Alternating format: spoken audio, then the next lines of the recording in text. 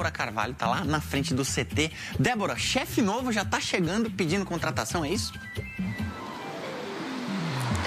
Isso mesmo, Fred. Boa tarde para você, para todo mundo que está ligado com a gente. Antes da gente falar, de quem que Hernan Crespo quer para fazer parte do elenco do São Paulo, dá um pouco mais a informação, porque o São Paulo viaja daqui a pouquinho, O time treinou hoje pela manhã aqui no CT, embarca por volta das 4 horas da tarde rumo ao Rio de Janeiro para a partida de amanhã, retorno do Campeonato Brasileiro. Você cantando aí a musiquinha desse retorno do Brasileirão, Vai enfrentar o Flamengo no Maracanã, bola rolando às 4h30 da tarde. Bom, como que será que vem o time para essa partida, contra o Flamengo? A dúvida pode estar no ataque, meus amigos, porque o Hernan Crespo não vai poder contar com o Luciano, porque tem que cumprir suspensão, levou o 3º cartão amarelo, tá fora. E aí, possivelmente, talvez Oscar como segundo atacante, ou o Dineno, que jogou muito bem, viu? Teve um jogo treino durante essa semana, marcou 3 gols, O time principal contra o Sub-20 do Tricolor Paulista, um desses 2 jogadores fazendo dupla aí com André Silva. Enquanto isso, como você disse mesmo, mercado da bola a todo vapor, direção do São Paulo de olho aí nos próximos, quem sabe, jogadores para fazer parte desse elenco do Tricolor Paulista. Hernan Crespo quer Gonzalo Tapia, jogador chileno de 23 anos, atacante, atualmente ele está jogando no River Plate da Argentina, já jogou na Universidade Católica do Chile, foi muito bem por lá, marcou 11 gols, 4 assistências, pode ser então que seja um novo jogador para os próximos dias, quem sabe próximos meses do São Paulo. Vamos ficar de olho aí nas próximas semanas para a gente saber. Fred, a gente volta com você. Fechado, Débora, muito obrigado. 3 paulistas não vão... Tricolor do Morumbis, uma tela com um novo atacante do Tricolor. Tá aí, Gonzalo Tapia. Quem é Gonzalo Tapia? Conheça um pouco mais sobre o alvo do São Paulo, na verdade. Formado na base da Universidade Católica do Chile, fez a estreia pelo time profissional em 2020. 117 jogos do Gonzalo Tapia com 22 gols e 10 assistências no time chileno. Chegou ao River Plate em 2025, tem 3 jogos pela seleção do Paraguai. Nesta temporada, neste ano de 2025, Gonzalo Tapia 7 jogos. Nenhum gol e nenhuma assistência. Aí assusta o torcedor do Tricolor assim, professor. Mas as coisas mais legais estão na primeira linha e na última. 23 anos e pode atuar com mobilidade no ataque. Foi isso que chamou a atenção do scout do São Paulo Futebol Clube, do pessoal que procura as contratações, principalmente do Crespo, que trouxe a ideia do jogador ou comprou a ideia do jogador.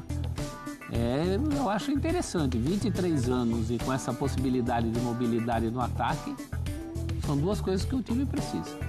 Juventude e gente ali que possa ser utilizada em vários setores da linha de frente do Tricolor. Não jogou no River também, porque o River é um time que investiu bastante para essa temporada, foi até uma decepção a campanha que fez no Mundial de Clubes, mas tem um ataque com muitas opções, Tem o Borja, tem o Driussi, tem o Mastantuono, que não é atacante, mas acabava ocupando, uma das funções ali de criação, o Colídio. Então, havia muita gente ali para um jogador jovem que estava buscando seu espaço.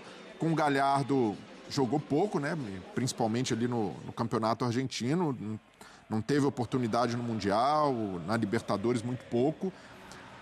Por ser um jogador de 23 anos, tem uma média baixa de gols, uma média ali dá menos de 0,2 gol por jogo, é uma média baixa para um atacante. Tem que subir essa média para conquistar o torcedor tricolor. É que ele oscila muito entre jogar como referência, mais centralizado, e um jogador que atua pelas pontas, mais aberto, ou como segundo atacante. Então, não é o centroavantão, mas pensando num centroavante, num jogador de referência, uma média ideal é ali perto de meio gol por partida, Mas, de novo, jogador jovem, com um potencial de evolução, e com o Crespo pode aproveitar essa brecha. O André Silva, por mais que desde a ausência do Caleri tenha dado conta do recado, não é totalmente consolidado. O Caleri ainda não voltou, vai ficar um tempo parado. E o São Paulo também, pensando até em jogadores rápidos pelo lado, de ponta mesmo, só tem o Ferreirinha de um lado e o Ferreira do outro, que pode aí abrir uma brecha para que ele tenha minutos, que ele tenha mais oportunidades em relação ao River. Mas não vejo até pela idade e por ter jogado pouco no River, um jogador que chega como uma solução. É uma oportunidade de mercado que o Crespo enxerga ali como necessidade, como carência do elenco, mas não é a solução para os problemas do ataque do São Com Paulo. essa margem para desenvolver também, né? Um jogador jovem, o São Paulo vai atrás do Dineno para também ser mais uma opção como referência lá no ataque. Eu vejo brigando mais por esse lado direito do que propriamente por ser a referência ali. Acho que o São Paulo ainda tem o André e o Dineno para dividir entre os dois ali a responsabilidade do lugar do Caleri. Eu vejo ele brigando mais por esse lado direito. E o Dineno é mais Caleri, né? Lembrando que é um pedido do Hernan Crespo, novo técnico do São Paulo. Não assinou ainda, mas está próximo aí de ser o próximo reforço do Tricolor, que perdeu os últimos 3 jogos no Brasileirão, só para lembrar. A gente tem aquela telinha do São Paulo, não? Perdeu muito bem, né, o último. Temos? Perdeu o Vasco. Então. E até por isso também a demissão lá do Zubeldia. O São Paulo segue na Libertadores, mas no Brasileirão não vem numa sequência boa e já volta tendo que enfrentar o Flamengo, hein? Amanhã, Flamengo e São Paulo. Olha aí, ó. Situação do São Paulo no Brasileirão, 14º, 12 pontos ganhos. Último jogo, perdeu em casa para o Vasco. Aliás, tinha perdido do Mirassol, perdeu do Vasco, uma sequência de derrotas. E esse jogo contra o Vasco não viu a bola, né? Foi muito superior o Vasco jogando no estádio do Morumbis. E amanhã o São Paulo vai ao Maracanã. Só isso. Professor Celso Zelt, para enfrentar o Flamengo. Só isso. Não tem moleza no Brasileirão e o São Paulo já volta com uma pedreiraça, hein? Sabe quando você dá o restart no computador e tem um trabalho muito grande para fazer? O primeiro trabalho depois do restart é um negócio pesado. É o que está acontecendo com o São Paulo. O São Paulo restartou, né? E tinha que restartar mesmo, porque a gente falou dos últimos resultados, mas os últimos desempenhos foram muito ruins. Inclusive dentro do Morumbis, né? Tão ruins, Mari, que o próprio técnico de plantão chegou à conclusão de que não tinha mais nada a fazer, né?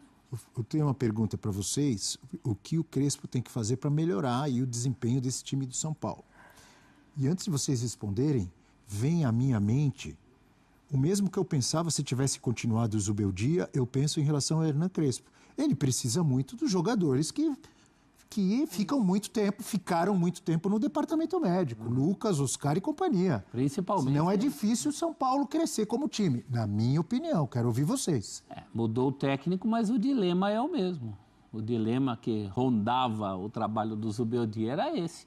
Até que ponto os desfalques, e que foram muitos significativos. Eu falei de Lucas e Oscar, mas Ferreirinha, Luiz Gustavo... O Caleri, embora o Caleri tenha tido uma reposição à altura, até porque o Caleri, quando saiu, também não estava bem, mas é um jogador importante, né? Vai passar por tudo isso. O trabalho do Crespo, sem dúvida, vai passar por tudo isso. Ele pega onde ali, a retomada, onde o Zubeldia sofria, ele também vai sofrer. Se não tiver a volta desses jogadores, que são importantes, que são jogadores fundamentais, a gente não está falando de jogadores quaisquer. O Lucas, por exemplo, foi absolutamente responsável pela conquista da Copa do Brasil pelo São Paulo. Quando ele chega, foi termômetro. Então, precisa contar com essa volta e precisa da sequência também, né? A sequência de um trabalho. O trabalho do Zubeldia, na verdade, perdeu sequência da pegada. O trabalho do Zubeldia sempre viveu na expectativa do salto a mais, né? De subir o degrau. Sempre entre o fim do ano passado, ia e aí não ia.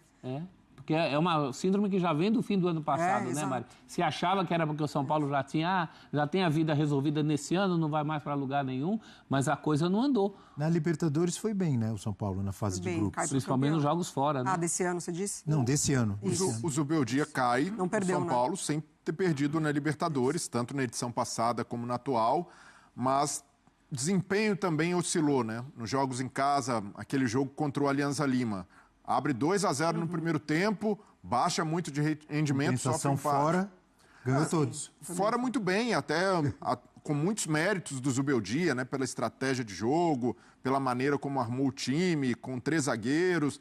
Mas o São Paulo, para mim, e aí depois que vira a página do técnico, precisa olhar para os problemas internos e reconhecê-los. Não dá para ficar só, tiramos o Zubeldia, agora a coisa vai andar. Para mim, o elenco de São Paulo foi montado para as Copas. A diretoria olhou, a prioridade no ano passado já foi definida, Libertadores, é o que o São Paulo vai focar mais. Mas pensando em Campeonato Brasileiro, Copa do Brasil, todo esse calendário inchado que a gente tem, e até pelo perfil de jogadores do São Paulo, não é um elenco suficiente. E volta com menos do que tinha, né? O São Paulo está voltando com menos do que tinha. Exato. E negociou os jogadores. Perde o Matheus Alves agora, um jogador jovem que deu energia para o meio-campo do São Paulo, ajudou muito a, de certa forma, suprir a ausência do Oscar, com uma característica diferente, mas ainda assim... Mas ainda foi uma alternativa interessante, não sentiu, né? Deu conta do recado perfeitamente. Então, é um São Paulo que precisa olhar para dentro de si mesmo e dizer, olha, o que a diretoria fez contribui para o trabalho do treinador ser bem-sucedido como a torcida espera. Eu vejo que o Zubeldia também sofreu com um desgaste já pelo tempo. Hoje, nessa era de influenciadores, acabava ali todo o jogo, mesmo quando vencia, era martelado. Então, a diretoria acaba sendo suscetível a esses movimentos também. Mas não dá para dizer, por outro lado, que fez um grande trabalho, um trabalho magnífico, porque realmente empacou São Paulo numa situação complicada. Tinha material humano para fazer esse trabalho todo? Pois porque é um bom treinador, tantos desfalques. Mas esse é o meu ponto, Abel. Em muitos momentos... O problema para mim não era o técnico, não. Em muitos momentos, o Zubeldia tirou leite de pedra no São Paulo. Exatamente. Então, isso acaba ficando em segundo plano, agora que chegou o Crespo, tem ânimo novo, um treinador que deixou uma boa impressão no São Paulo na primeira passagem. Mas se o São Paulo não resolver esses problemas de elenco também, como a gente falava do Grêmio, se não tiver Oscar e Lucas, ainda mais sem o Caleri, o São Paulo está fadado a sofrer na temporada. O Luciano está suspenso, não joga amanhã contra o Flamengo. Não joga amanhã e a expectativa de que ele assumisse o protagonismo com a ausência desses jogadores, né? Mas não dá para você colocar na conta de um jogador só. O entorno ali contribui demais. Então, acho que, além dessas mudanças ali na expectativa do Crespo de dar um time um pouco mais conectado durante os 90 minutos, não baixar tanto quanto o São Paulo baixava, como o exemplo que o Breler deu do Alianza Lima, eu acho que também você dá ao Luciano ali essa condição de, a gente precisa de você, onde você acha que pode entregar mais para o São Paulo, e aí sim, porque não dá para colocar muito na conta de Oscar e Lucas, né? Pontos corridos, de você ter garantia de uma sequência de Campeonato Brasileiro com esses dois jogadores. Não, e vira uma coisa, Mari, que parece que a diretoria está se movimentando. Olha, trouxemos o Tapia, jogador que vem do River Plate, e agora fechamos mais uma lacuna no elenco, falta pouco para chegar no estado ideal. O Vitor Roque, que já tem lastro no futebol brasileiro, que foi revelado aqui, passou pelo Barcelona, chega no Palmeiras, um time muito organizado e demora a dar resposta. E aí contrata-se um jogador que nunca passou pelo futebol brasileiro, jovem, com uma média de gols baixa, e aí depois é só colocar... Agora o treinador tem o cenário ideal para desenvolver o time. Então não é por aí, porque se tratasse... chega a contratação do Tapia. Olha, é composição de elenco, a gente está trabalhando aqui dentro das possibilidades do São Paulo, mas não dá muito para fugir disso, e o Crespo está dentro desse contexto, eu vejo que ajuda até a regular a expectativa do torcedor, mas nunca é feito dessa forma. Não. É feito de, olha, a diretoria trabalhou e resolveu o problema, agora é com o técnico. E, para mim, não é uma situação justa, né? O Crespo vai chegar no São Paulo, e se a gente até peneirar ali as opções, os jogadores, até o estágio físico de cada um, eu vejo que na comparação com a primeira passagem, ele pega um elenco inferior do São Paulo. Ele tem menos, sem dúvida. Vai ter de lidar com isso. O elenco é curto em quantidade e o time é curto em qualidade. Quando falta um jogador, a gente tem falado muito do Lucas, e é verdade, é um outro São Paulo. Então, o time sofre muito com os desfalques por qualidade e o elenco pelos desfalques em quantidade. Tinha jogo que... muito problema, hein? O Zubeldia teve que tirar leite de pedra para botar 11 em campo e formar um banco. E qualidade tem a ver também, prof, com disponibilidade física dos atletas. Claro. Porque se você tem no mundo ideal Luciano, Lucas, Oscar, Caleri, olha o quarteto, tal que... E na prática? Isso é viável? Esses jogadores entregam a intensidade necessária e pedida por um treinador com a característica do Crespo, que valoriza muito isso, pressão, é um treinador que exige dos homens de frente uma recomposição? Não. Entregaram em um jogo, o clássico contra o Corinthians. E mesmo assim, o primeiro tempo não... E ali, prof, um contexto específico, início de temporada, claro. O Corinthians ainda se formando, não dá para ter como parâmetro e não dá para acreditar que o São Paulo tem um elenco maravilhoso.